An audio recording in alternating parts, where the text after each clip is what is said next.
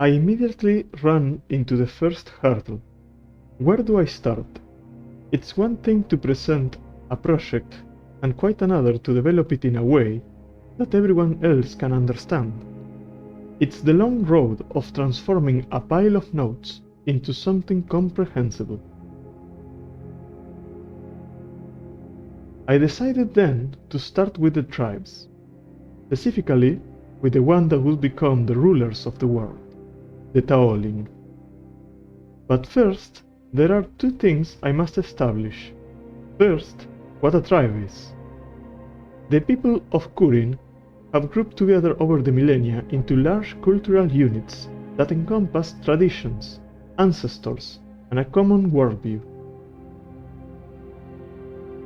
They are not perfectly homogeneous, but certain events in the world have reaffirmed their identities.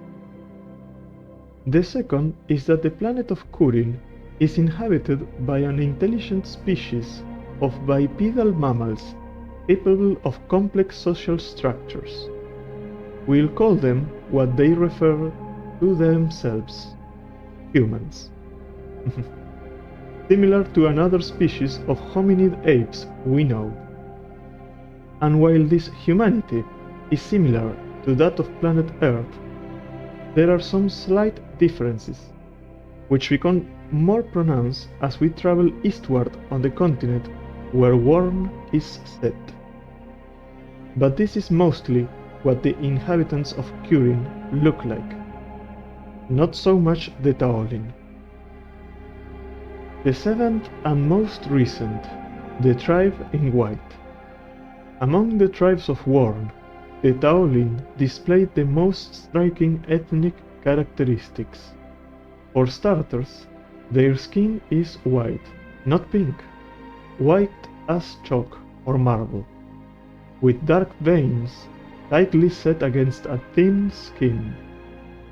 They have large slanted eyes with black sclera and white or gold irises, the characteristics eyes of Kere, the night, the unknown.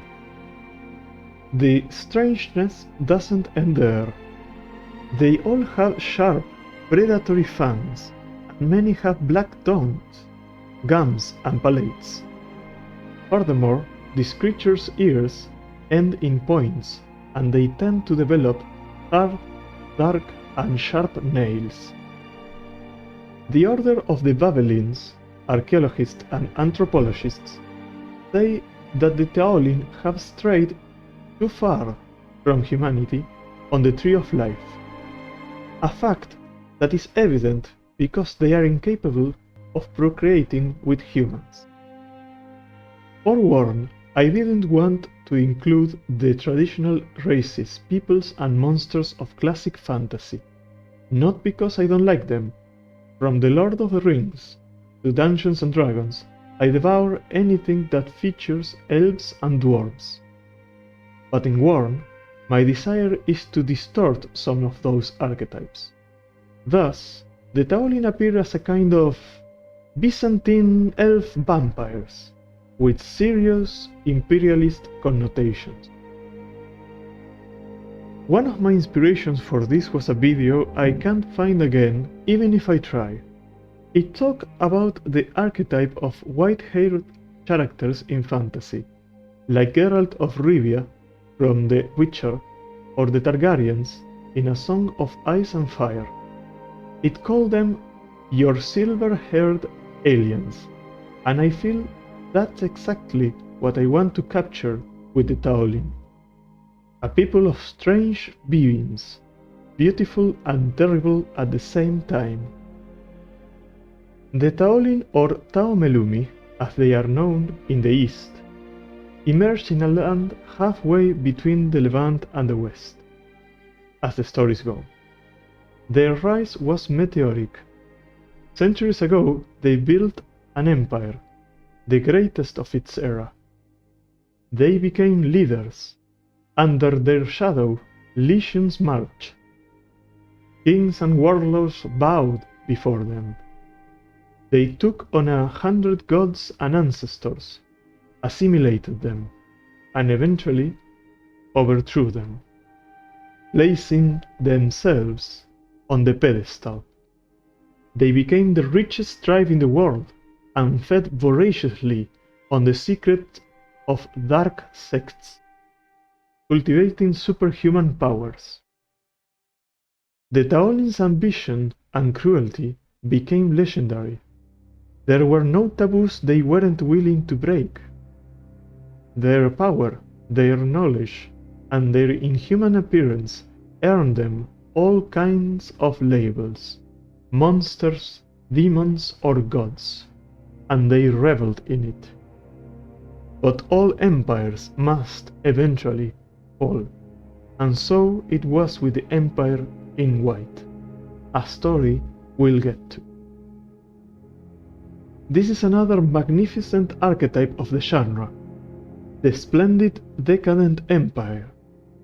From Melniboné in Michael Moorcock's saga to George Martin's Valyrians.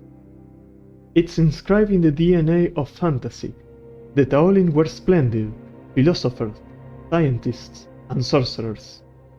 They were also a race of vampires, slavers, and hedonists. In this piece, we can see what I imagine the Empire's Senate must have looked like. Inspired by architect Hans Poelzig's Great Theater in Berlin, with a structure reminiscent of the stalagmites in a cave. The Taolyn's style is partly inspired by the intricate Art Deco, rich, sumptuous, and iconic of an era when the progress of civilization was believed to be unstoppable, and also by Byzantine art, that of the opulent empire, whose geometric patterns, shapes, and overall sense of wealth I wanted to capture. The Taolyns definitely spared no expense, and this grand hall features a huge halo of brass plates that serves as a grand acoustic apparatus, carrying the words of the sorcerer general to his challenger, the swordsman in red. I imagine this scene must have taken place sometime during the Empire's height. The one who stands on the stage is not an emperor, but a conqueror, the man of the moment, receiving the acclaim of his people and surrounded by his wife and proud children. From the sides, we can see the audience, horrified or furious at the challenge of the swordsman, who has traveled many leagues to kill this man. Among the soldiers drawing their weapons, we see members of other tribes as well, perhaps invited guests. Well, this must suffice for the moment for the Taolyn, a tribe of long-lived beings with even greater aspirations, who once had the world at their feet, and whose decline paved the way for the rise of the other tribes.